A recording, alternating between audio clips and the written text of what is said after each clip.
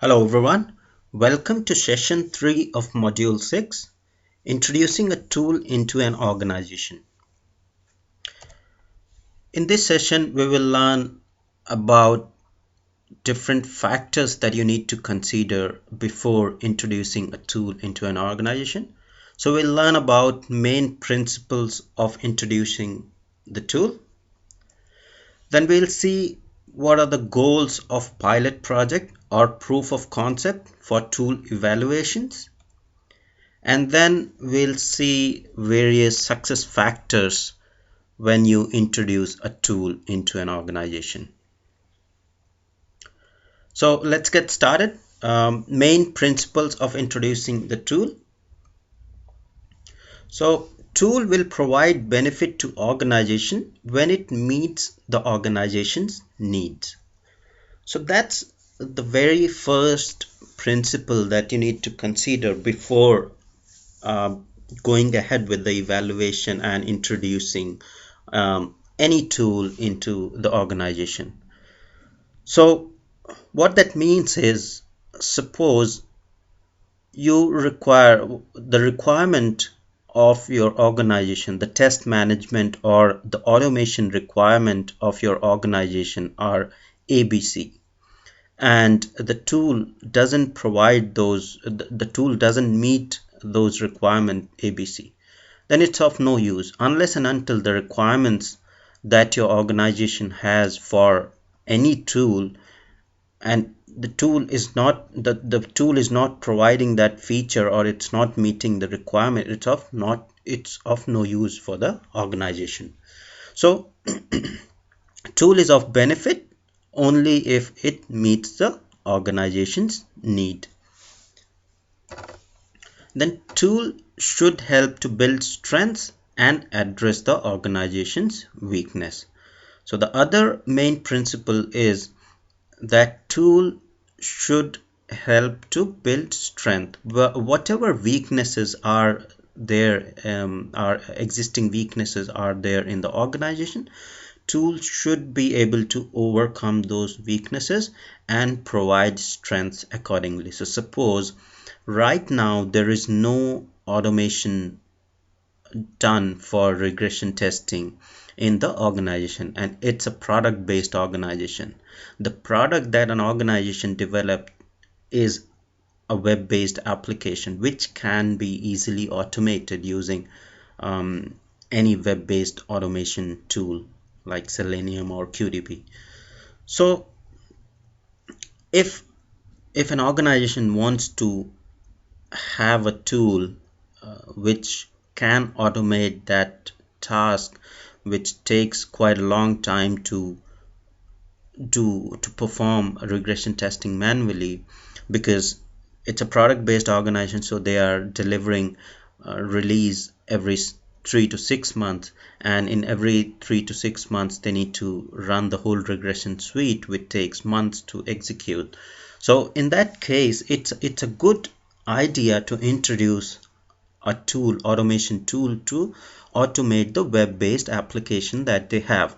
But you need to consider that the tool that you evaluate fulfills the need, fulfills the type of automation you want to achieve. So whatever tool you pick, it should have ability to automate the web-based application. So that's the strength that an automation tool will be able to provide to the organization, and it will remediate the weakness of the automation or regression, manual regression that has been done till now.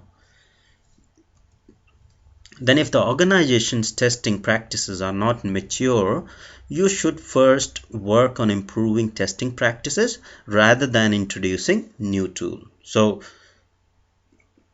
if the organization testing practices are not mature, no defined process is there for testing activities, so it's always a good idea to first define the whole process, whole testing process, so that it is being a mature process before introducing any tool. Because if the process is not mature, you won't be able to figure out what tool will exactly fit into your process, because you are not sure what process you will follow. So unless and until you have a defined process in the organization, defined testing process, the tool won't be of much help.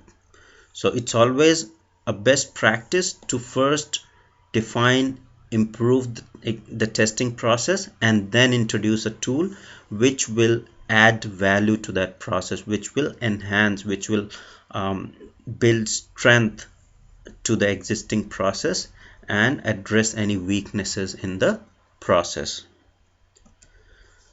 Then what are the important factors for tool selection? So the first factor is to assess the organization's maturity, that is readiness to change. So this is a very important factor, because if the test process or any process for which you are introducing a tool in the organization is not mature enough, organization is not ready for change, then selecting a tool and introducing a tool won't make any difference. It will just introduce a confusion state in the organization. So the first step is to make sure that organization is ready to change, ready for a change. The processes are well defined, and now you can introduce a tool to address the weaknesses in that processes. Then the other important factor is to identify the areas where introduction of tool support will be helpful. So for example, as we discussed, for the regression testing which was done manually till now, if the process is already defined and we have to do regression testing every month or two, then it's always a good idea to introduce an automation tool for the web-based application, for which regression testing needs to be done very frequently. So that's one area where you can introduce an automation tool. And similarly, if there is Excel sheets are being used to manage the test cases and defects, if you have a defined process, then you can introduce a test management tool, a defect management tool in that process, and see how those tools will fit and provide strength for defect management and test management. Then the third factor is to do proper evaluation of tool against clearly defined tool requirements. Okay. Proper evaluation is very important thing before you introduce any tool in the organization, because proper evaluation makes sure that whatever needs you have for whatever requirements you have for the tool in the organization are being fulfilled by that tool. So once you evaluate the tool, taking in considering the current project requirements, if the tool fulfills those requirements, then it's fit for use, otherwise it's not. And the other key factor is that you need to evaluate as many tools as you can available in the market and choose the best fit candidate for your organization.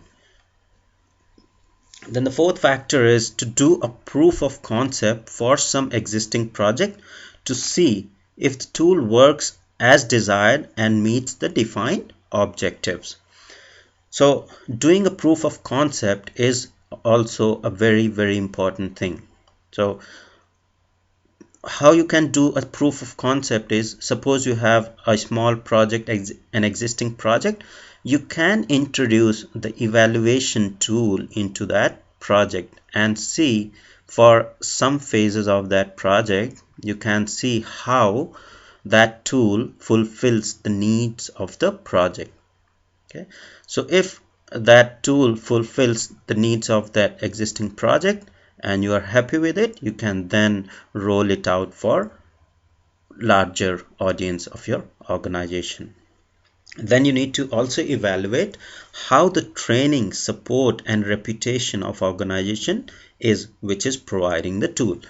That's also very important, because it's not like once you deploy the tool and will work perfectly fine years and years without any maintenance and defect fixes. So there might be failures and defects in the tools that you introduce after it is being deployed. So it is very important to see what is the reputation and what kind of support and service level adherence the organizations provide, which is providing the tool to your organization. So that's another important factor. Then finally, you need to identify the internal implementation. For example, deployment resources, what hardware and software configuration will be required, what training needs will be required. Training will be provided for people who are new to tool. So all these kind of internal implementation detail, hardware, software, deployment resources, any training needs also to be identified and considered for the tool. Then what is pilot project? So pilot project is a way to do proof of concept effectively. So if you're doing a proof of concept, pilot project is a very effective way to do proof of concept. So introducing a tool in pilot project ensures that it is explored properly and meets the project needs. So whenever you introduce a tool in pilot project, that ensures that the tool has been explored properly, since the tool is being used exactly same way in the whole process that is defined by your organization. And if the tool fulfills all the needs and meets the needs of the project, then that tool is the best fit for your organization. The main objective of pilot project should be to use tool in different ways and find out how the tool handles different conditions. So whenever a tool is being introduced in a pilot project, the main objective at that point in pilot project should be to use the tool in many different ways, whatever possible ways you can think of to use a tool, in order to make sure that the tool is able to handle different kind of situations and conditions. Then pilot project should not be a business critical or not very large project. So pilot project should be a very kind of small project and should not be a business critical project, because if you introduce a tool for a business critical project and the tool doesn't fit properly and doesn't work properly, then it will be a complete mess and a loss in the business critical project. So before introducing a tool, a pilot project should be chosen, a small project which can be used as a pilot project to evaluate the tool that you are trying to roll out in the organization for a larger audience. Then objectives of pilot project for new tools are: learn how to use tool in more detail. So the main objectives of pilot project are, so once the tool is being introduced in a project, people in the pilot project start using the tool. So as soon as they start using the tool, they learn more and more about the tool in detail. Then they evaluate how the tool fits in their existing process. So since the process is already defined, and when the tool is introduced in the pilot project, so people working the project evaluate how the tool is being fit in their existing process. Then other objective is to evaluate how to use the tool to streamline existing process. So in case there are some loopholes, or there are some gaps in the existing process, then they also evaluate how that tool can streamline the existing process. So suppose right now there is no tool, and for review process, every review has to be done through emails. So you can evaluate how a test management tool introduced in the new process, in an existing process, does it provide review functionality and configuration management functionality of the testware or the test documents or development documents. So yeah, so that way you can evaluate and see if it is providing any benefit for the gaps in the existing process. Then determine what needs to change with tool implementation. Then the other important thing is to determine what changes are required when the tool is being implemented in a project. And finally, what is the return on investment on tool if it is implemented on larger scale? So that's the very important factor to consider, because if the tool is not providing any benefit, any return on investment, then it is of no use. If you just buy a tool and it's just lying installed on a system and it's not being used, not adding any value to the existing process, it's of no use unless and until it is used properly across the organization. Then what are the success factors? Success is not guaranteed by just implementing the test tool in an organization. So success factors of implementing a tool. So if you implement any tool in an organization, that doesn't guarantee that it will be successful by just implementing a tool in the organization. Some factors contributing to success are incremental rollout of tool to the rest of organization. So never roll out the tool in larger organization without doing a proper evaluation, or without doing evaluation in pilot project and making sure that it fits the organization's need. So once you have done the proof of concept in pilot project and you have finalized that this tool is best fit candidate for the process that you have in your organization, after that you should do an incremental rollout in different projects. So after pilot project, you should choose some other smaller project where you should roll out that tool and see how the performance is, what is the return on investment on those projects, and what benefits have been provided by that tool in different projects. Then eventually you can roll it out to some major projects, and then so the rollout has to be always incremental in the organization. Then the second is to adapt to the process and continuous improvement of process after tool is launched. So once the tool is launched, everybody has to adapt to the process, the new process or the modified process after launching the tool. And then you need to always work, the team has always to work on continuous improvement of the process after the tool has launched.